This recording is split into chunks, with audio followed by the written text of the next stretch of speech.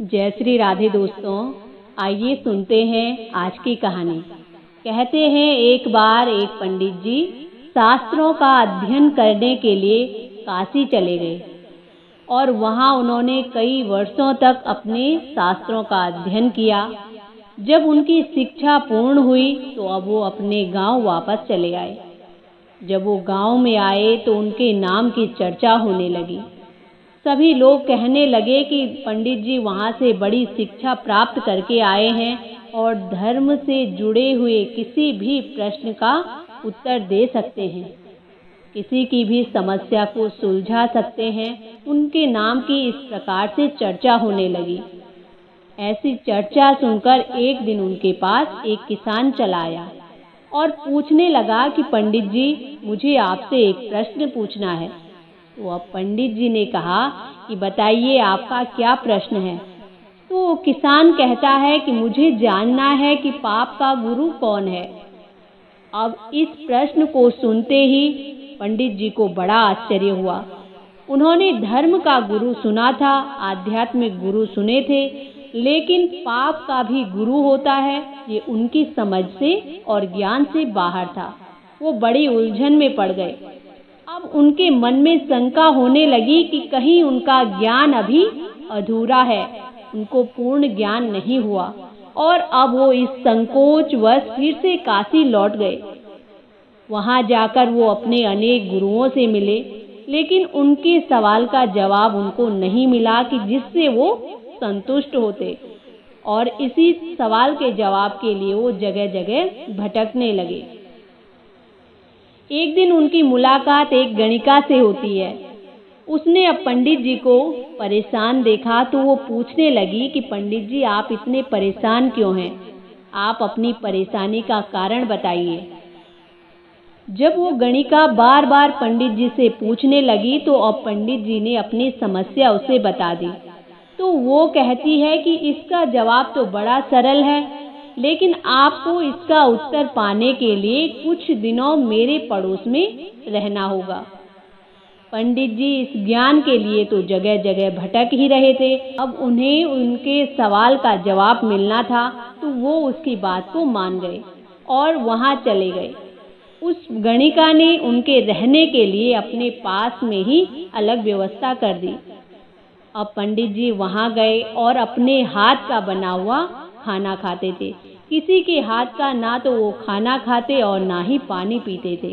अपने धर्म और नियम के बड़े अनुयायी थे। गणिका के घर में रहकर भी वो अपने आप खाना बनाते थे। कुछ दिन तो उन्होंने बड़े आराम से बिताए, लेकिन अब उनके मन में उनका सवाल फिर से घूमने लगा।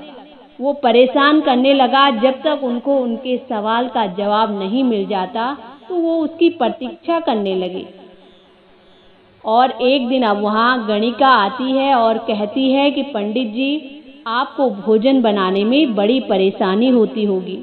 अगर आप आज्ञा दें तो जब तक आप यहाँ हैं तब तक मैं आपके लिए भोजन बनाऊं। तो उन्होंने मना किया। फिर वो गणिका कहती है कि पंडित जी, मैं नहा धोकर और स्वच्छ तरीके से खाना बनाऊंगी। और जब पंडित जी नहीं माने तो वो कहती है, अगर आप मुझे अपनी सेवा का मौका दें तो मैं आपको दक्षिणा में 5 स्वर्ण की मुद्राएं प्रतिदिन दूंगी। जब पंडित जी ने स्वर्ण मुद्राओं का नाम सुना तो वो विचारने लगे कि पका पकाया भोजन मिलेगा और साथ में सोने के सिक्के भी, इसमें क्या दिक्कत है। तो वो उसकी बात मान गए।